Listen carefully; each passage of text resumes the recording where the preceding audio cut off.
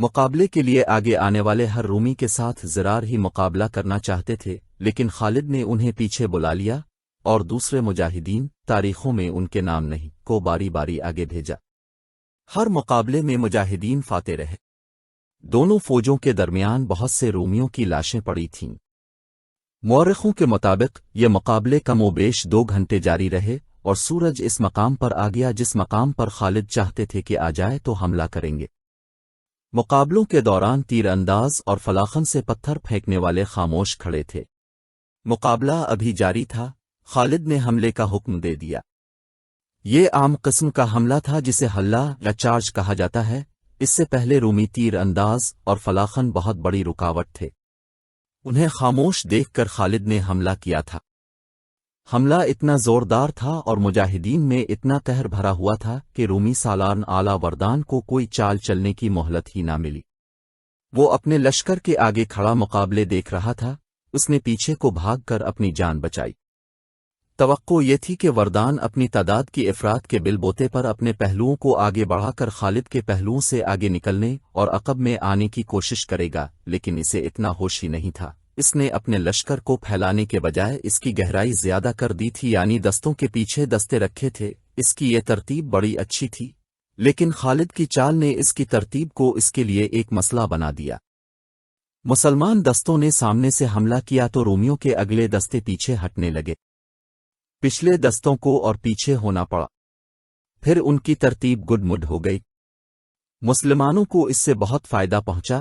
یہ بڑا ہی شدید معرکہ تھا اور بڑا ہی خون ریز سورج مغرب کی سمت ڈھل گیا تھا۔ خالد نے محسوس کیا کہ مجاہدین تھک گئے ہوں گے۔ انہوں نے مجاہدین کو مرکے سے نکلنے کا حکم دیا۔ ایسے لگا کہ رومی سالار بھی یہی چاہتے تھے۔ انہوں نے اپنے دستوں کو پیچھے ہٹانا بہتر سمجھا۔ جب دونوں فوجیں پیچھے ہٹیں تو پتہ چلا کہ رومی ہزاروں کی تعداد میں مارے گئے ہیں اور زخمیوں کی تعداد بھی بے شمار ہے۔ اس کے مقابلے میں مسلمانوں کا نقصان بہت ہی تھوڑا تھا۔ سورج غروب ہونے کو تھا، اس لیے دونوں میں سے کوئی بھی فوج حملہ نہیں کر سکتی تھی۔ اس طرح روز کی جنگ ختم ہو گئی۔ رات کو دونوں فوجوں کے سالاروں نے اپنے اپنے نائب سالاروں وغیرہ کو بلایا اور اپنے اپنے نقصان کا جائزہ لینے لگے اور اگلی کارروائی کے متعلق سوچنے لگے۔ رومیوں کے سالان آلا وردان کی کانفرنس میں گرما گرمی زیادہ تھی۔ وردان نے صاف کہہ دیا کہ جنگ کی یہی صورت حال رہی جو آج ہو گئی تھی تو نتیجہ ظاہر ہے کیا ہوگا، اور اس نتیجے کا نتیجہ کیا ہوگا؟ کیا میں نے پہلے ہی نہیں کہہ دیا تھا؟ وردان کے سالار تبقلار نے کہا۔ میں اب بھی کہتا ہوں کہ اور زیادہ سوچو اور وجہ معلوم کرو کہ ہر میدان میں فتح مسلمانوں کی ہی کیوں ہوتی ہے اور وہی خوبی ہماری فوج میں کیوں پیدا نہیں ہوتی۔ آج کی لڑائی دیکھ کر مجھے اپنی فتح مشکوک نظر آنے لگی ہے۔ کیا تو یہ کہنا چاہتا ہے کہ ہم میدان چھوڑ کر بھاگ جائیں؟ وردان نے کہا۔ میں تم سب کو کہتا ہوں کہ اپنی اپنی رائے اور مشورہ دو کہ ہم مسلمانوں کو کس طرح شکست دے سکتے ہیں۔ قلار کے ہونٹوں پر عجیب سی مسکراہٹ آ گئی۔ اس نے کچھ بھی نہ کہا اور دوسرے سالار اپنی آرا اور مشورے دینے لگے۔ ان سالاروں کے مشورے مختلف تھے لیکن ایک بات مشترک تھی۔ سب کہتے تھے کہ مسلمانوں کو شکست دینی ہے اور ایسی شکست کہ ان میں سے زندہ وہی رہے جو جنگی قیدی ہو۔ اگر خالد ان کا سالار نہ ہو تو انہیں شکست دینا آسان ہو جائے۔ ایک سالار نے کہا، وہ جدھر جاتا ہے اس کی شہرت اور دہشت اس کے آگے آگے جاتی ہے۔ ہمیں تسلیم کرنا چاہیے کہ مسلمانوں کے اس سالار میں اتنی زیادہ جنگی مہارت ہے جو بہت کم سالاروں میں ہوتی ہے، جو بہت کم سالاروں میں ہوتی ہے۔ میں ایک مشورہ دینا چاہتا ہوں۔ سب متوجہ ہوئے۔ مسلمانوں کو خالد سے محروم کر دیا جائے۔ اس نے کہا، اور اس کا ایک ہی طریقہ ہے، قتل۔ کل کی لڑائی میں اسے قتل کرنے کی کوشش کی جائے گی۔ وردان نے کہا، یہ مشورہ کوئی مشورہ نہیں۔ لڑائی میں ابھی تک اسے کوئی قتل نہیں کر سکا۔ مشورہ دینے والے سالار نے کہا، میری تجویز یہ ہے کہ ہماری طرف سے ایک ایلچی خالد کے پاس جائے اور کہے کہ ہم مزید خون خرابہ روکنا چاہتے ہیں۔ ہمارے پاس آؤ اور ہمارے ساتھ بات چیت طے کر لو۔ وہ جب ہمارے سالار آلا وردان سے ملنے آ رہا ہو تو کم از کم 10 آدمی راستے میں گھات میں بیٹھے ہوئے ہوں۔ وہ خالد کو اس طرح قتل کریں کہ اس کے جسم کی بوٹی بوٹی کر دیں۔ بہت اچھی تجویز ہے، وردان نے کہا، میں ابھی اس کا بندوبست کرتا ہوں۔ داؤد کو بلا۔ تھوڑی ہی دیر بعد ایک عیسائی جس کا نام تاریخوں میں داؤد لکھا ہے وردان کے سامنے کھڑا تھا۔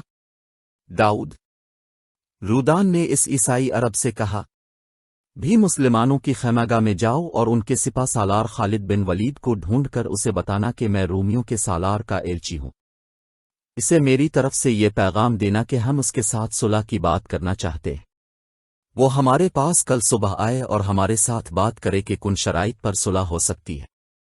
اسے یہ بھی کہنا کہ اس بات چیت میں صرف وہ اور میں اکیلے ہوں گے، ہم دونوں کے ساتھ ایک بھی محافظ نہیں ہوگا۔ داؤد معمولی آدمی نہیں تھا، نہ وہ فوجی تھا، وہ قیصر روم کا ایک طرح کا نمائندہ تھا، اور اس کا رتبہ وردان سے ذرا ہی کم تھا۔ وردان، داؤد نے کہا، میرا خیال ہے کہ تم قیصر روم کے حکم کی خلاف ورزی کر رہے ہو۔ کیا شہنشاہ ہرکل نے یہ حکم نہیں بھیجا تھا کہ مسلمانوں کو تباہ و برباد کر دو؟ میں سمجھ نہیں سکتا کہ تم صلح اور شرائط کی بات کس کے حکم سے کر رہے ہو۔ میں صلح کا پیغام لے کر نہیں جاؤں گا، تو پھر تمہیں اپنے راز میں شریک کرنا پڑے گا۔ وردان نے کہا، میں مسلمانوں کو تباہ برباد کرنے کا ہی منصوبہ بنا رہا ہوں۔ میں خالد بن ولید کو صلح کا دھوکہ دے رہا ہوں، وہ اگر آ گیا تو مجھے تک اس کی لاش پہنچے گی۔ میں نے راستے میں اس کے قتل کا انتظام کر رکھا ہے، اگر یہ کام کرنا ہے تو میں تمہارے ساتھ ہوں۔ داؤد نے کہا، میں ابھی جاتا ہوں۔ داؤد مسلمانوں کے کیمپ میں چلا گیا۔ ہر طرف چھوٹی بڑی مستل جل رہی تھی۔ داؤد نے اپنا تعارف کرایا کہ وہ سالار کے لیے پیغام لایا ہے۔ اسے اسی وقت خالد کے خیمے تک پہنچا دیا گیا۔ داؤد آداب رومیوں کا ایلچی ہے، اور ان کے بجا لایا اور اپنا تعارف کرا کہ وردان کا پیغام دیا۔ خیمے میں مشولوہے کی روشنی تھی۔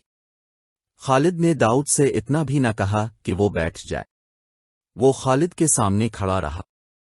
خالد آہستہ آہستہ اٹھے اور اس کے تھوڑا اور قریب چلے گئے۔ ان کی نظریں داؤد کی آنکھوں میں گڑ گئی تھیں۔ انہوں نے داؤد سے کچھ بھی نہ کہا اور اس کی آنکھوں میں آنکھیں ڈالے دیکھتے رہے۔ خالد دراز قد اور قوی ہیکل تھے، ان کی شخصیت کا پر تو ان کی آنکھوں کی چمک میں تھا۔ اس دور کی تحریروں سے پتہ چلتا ہے کہ خالد کی آنکھوں کا سامنا کوئی مضبوط دل گردے والا ہی کر سکتا تھا۔ یہ ایمان کا جلال تھا اور آنکھوں کی اس چمک میں عشق رسول ملی لیک می رچا بسا تھا۔ اس کے علاوہ خالد شام کے علاقے میں خوف و ہراس کا ایک نام بن گیا تھا۔ خالد داؤد کو دیکھے جا رہے تھے۔ داؤد کا ضمیر مجرمانہ تھا، وہ خالد کی نظروں کی تاب نہ لا سکا۔ مورخ لکھتے ہیں کہ خالد کے چہرے پر ایک یا دو زخموں کے نشان تھے، جن سے ان کا چہرہ بگڑا تو نہیں تھا، لیکن زخموں کے نشانات کا اپنا ایک تاثر تھا جو داؤد کے لیے غالباً دہشت ناک بن گیا تھا۔ اے عربی سالار، داؤد بوکھلائے ہوئے لہجے میں بولا، میں فوجی نہیں ہوں، میں ایلچی ہوں۔ سچ بول داؤد، خالد نے اس کے ذرا اور قریب آ کر کہا۔ تو ایک جھوٹ بول چکا ہے، اب سچ بول اور اپنی جان سلامت لے جا۔ داؤد خالد کے سامنے کھڑا چھوٹا سا آدمی لگتا تھا، حالانکہ قد اس کا بھی کچھ کم نہیں تھا۔ اے عربی سالار، داؤد نے اپنے جھوٹ کو دہرایا، میں صلح کا پیغام لے کر آیا ہوں اور اس میں کوئی دھوکہ نہیں۔ اگر تو دھوکہ دینے آیا ہے تو میری بات سن لے۔ خالد نے کہا، جتنی مکاری اور عیاری ہم لوگوں میں ہے اتنی تم میں نہیں۔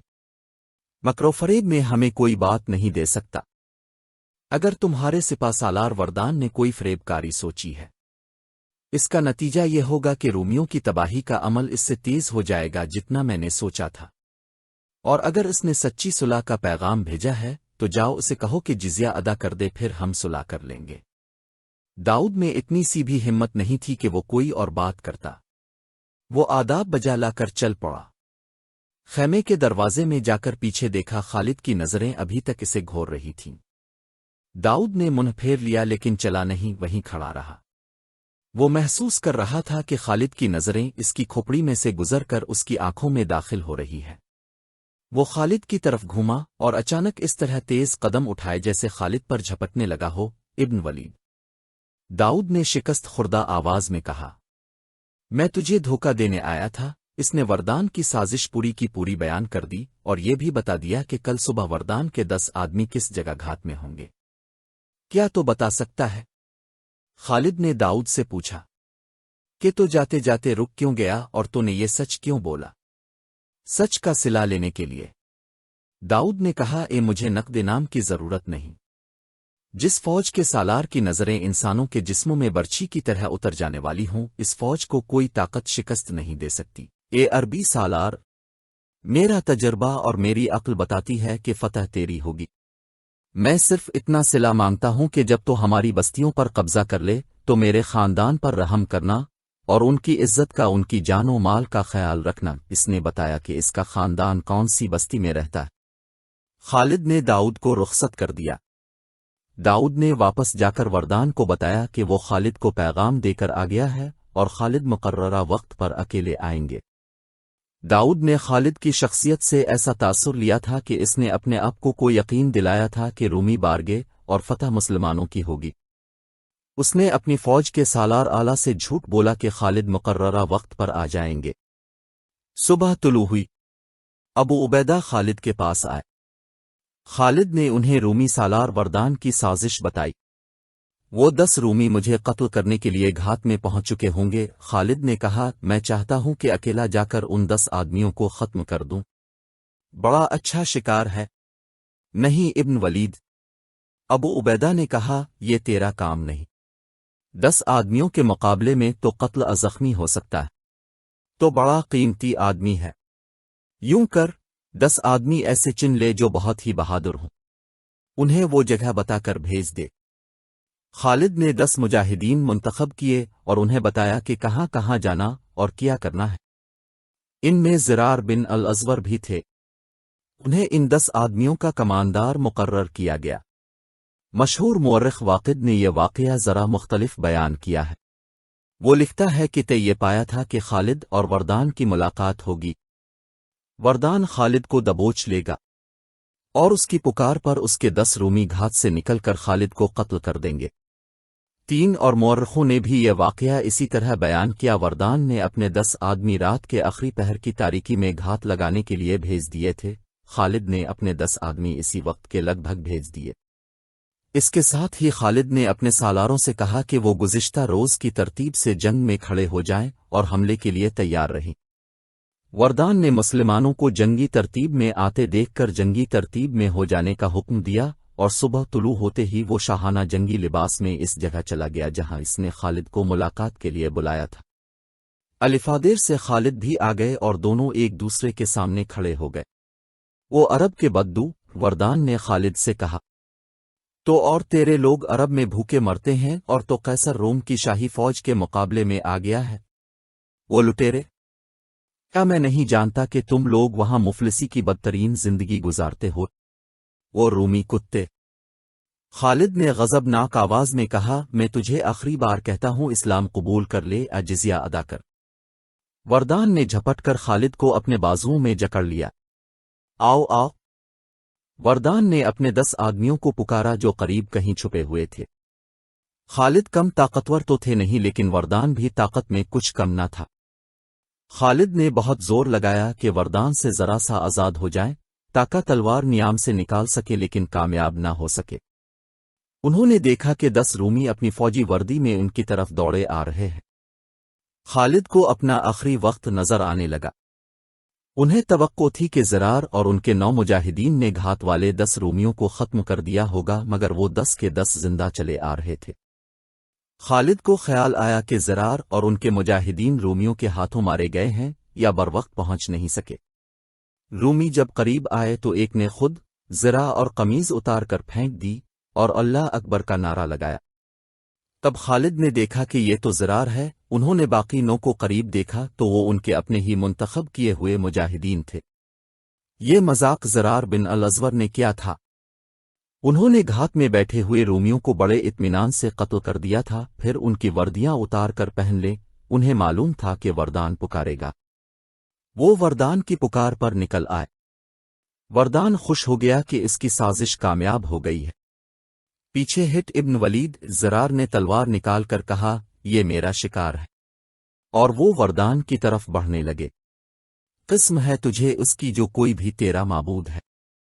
وردان نے خالد سے کہا مجھے اپنی تلوار سے ختم کر اور اس شیطان کو مجھ سے دور رکھ۔ زرار نے اپنی ایک دہشت ناک مثال قائم کر رکھی تھی۔ وردان نے زرار کو ذاتی مقابلوں میں رومیوں کو کاٹتے بھی دیکھا تھا۔ اسے ڈر تھا کہ زرار اسے اذیت دے دے کر ماریں گے، اس کے لیے اب بھاگ نکلنا ناممکن تھا۔ وہ چاہتا تھا کہ اسے جلدی مار دیا جائے۔ خالد نے زرار کو اشارہ کیا اور ہاتھ ان کی طرف بڑھایا۔ زرار نے اپنی تلوار خالد کو دے دی۔ وردان نے دوسری طرف منہ کر لیا۔ خالد کے ایک ہی وار سے وردان کا سر زمین پر جا پڑا۔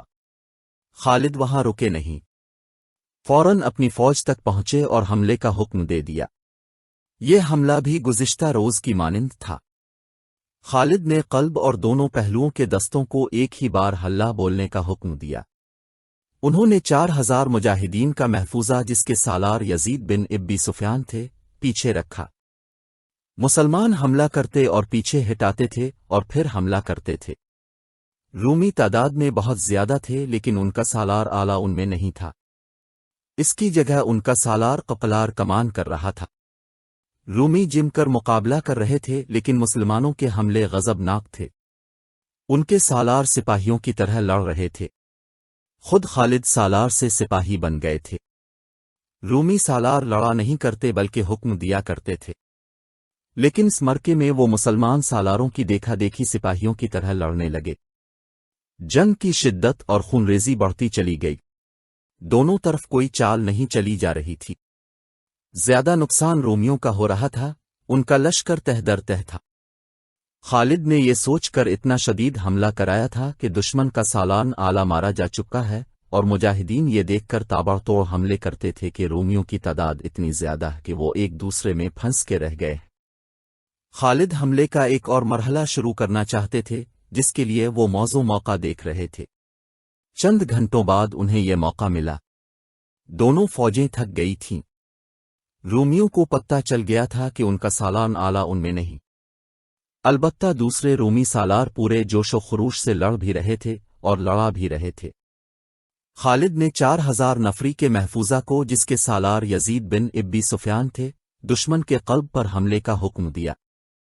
یہ 4000 مجاہدین تازہ دم تھے اور لڑائی میں شریک ہونے کے لیے اتنے بیتاب کے نعرے لگاتے اور بے قابو ہوئے جاتے تھے۔ حکم ملتے ہی وہ کڑکے ہوئے سیلاب کی طرح گئے اور اتنا شدید حملہ کیا کہ رومیوں کی صفوں کے اندر تک چلے گئے۔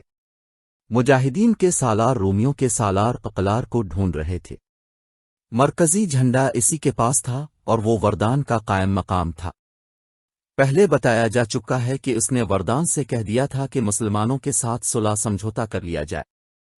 اس کی دور بین نگاہوں نے دیکھ لیا کہ مسلمان رومیوں پر غالب آ جائیں گے۔ وردان نے اسے ڈانٹ دیا تھا۔ مورخ طبری اور ابو سعید نے لکھا ہے کہ مجاہدین کو قپلار مل گیا۔ اسے دیکھ کر سب حیران رہ گئے۔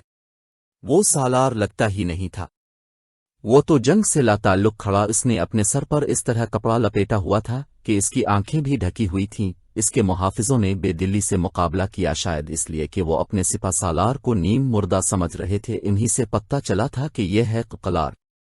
مجاہدین نے اسے اسی حالت میں قتل کر دیا۔ بعض مورخوں نے خیال ظاہر کیا ہے کہ قپلار نے اپنی آنکھوں پر اس لیے کپڑا ڈال رکھا تھا کہ وہ اپنے لشکر کا قتل عام نہیں دیکھ سکتا تھا۔ اس کی قرن برداشت جواب دے گئی تھی۔ رومیوں کا مرکزی پرچم گر پڑا۔ مجاہدین اب یہ نعرے لگا رہے تھے، خدا کی قسم ہم نے رومیوں کے دونوں سالاروں کو قتل کر دیا ہے۔ رومیوں، تمہارا پرچم کہاں ہے؟ شہنشاہ ہرقل کو بلاؤ۔ رومیوں، تمہاری سلیبیں اور پرچم جھنڈے کہاں ہیں؟ مجاہدین اسلام تو اپنے اللہ و رسول لما تم اور ایک عقیدے کی خاطر لڑ رہے تھے، لیکن رومی جن کے حکم سے لڑ رہے تھے وہ مارے جا چکے تھے۔ مجاہدین کے پاس ایمان کی قوت تھی، وہ جادو کی طرح رومیوں پر غالب آ گئے۔ رومی بھاگنے لگے۔ ان میں سے کچھ بیت المقدس کی طرف بھاگے جا رہے تھے، کچھ غزہ اور بعض آفاق کی طرف۔